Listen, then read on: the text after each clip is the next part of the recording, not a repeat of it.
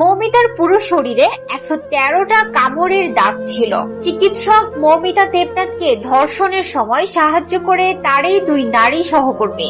এমন চাঞ্চল্যকর তথ্যই উঠে এসেছে। শুধু তাই নয়, তাকে যে গণধর্ষণ করা হয়েছে তাও নিশ্চিত করেছেন চিকিৎসকরা। মৌমিতার পুরো শরীরে 113টা কামড়ের দাগ ছিল। 150 গ্রামের মতো শুক্রাণু পাওয়া যায় তার দেহে।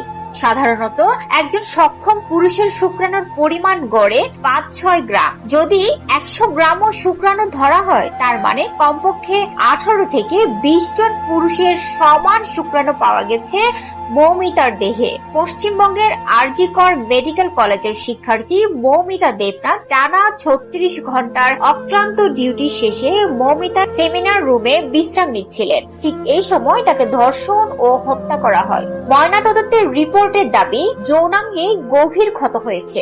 এনটি